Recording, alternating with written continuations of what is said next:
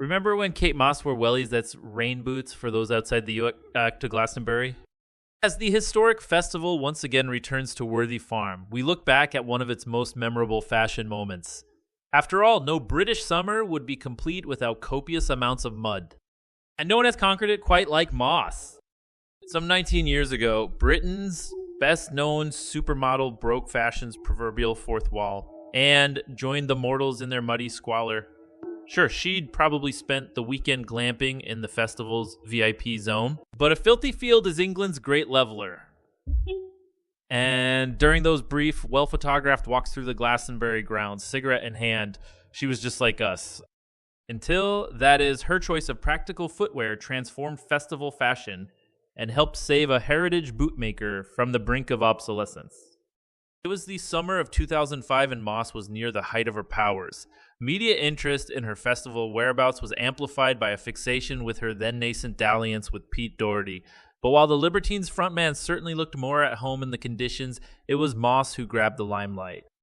Matching a pair of classic black hunter rain boots with a waistcoat, short shorts and studded belt, and later a glittering tunic, the model was a picture of understated glamour.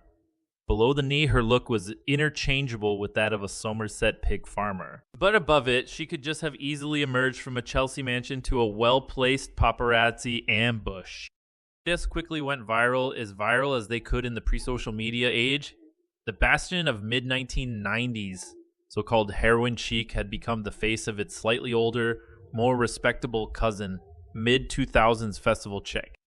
In the process, wellies secured their place in the popular imagination. No longer the preserve of agriculture, they had become a rubbery status symbol best matched with trilby hats, cravats, and other questionable nufties accessories. This once practical boot had morphed into bourgeois badge of honor, indicating that the wearer was prepared to rough it and still look fabulous. The drug-afflicted rock star boyfriend remained an optional part of the look. Suddenly, festival wear became its own category of clothing, something far greater than an amalgam of items you didn't mind ruining. But an even more profound transformation was also taking place, that of the then-struggling Hunter Boot Limited.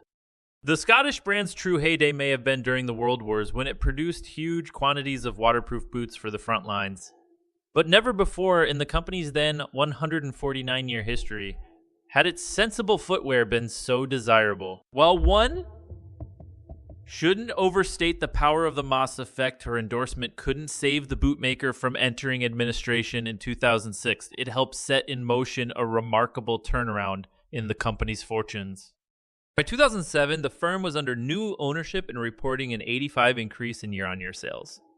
It has since become a bona fide festival fixture, producing rainwear, outerwear, and boots in all manner of colors and styles.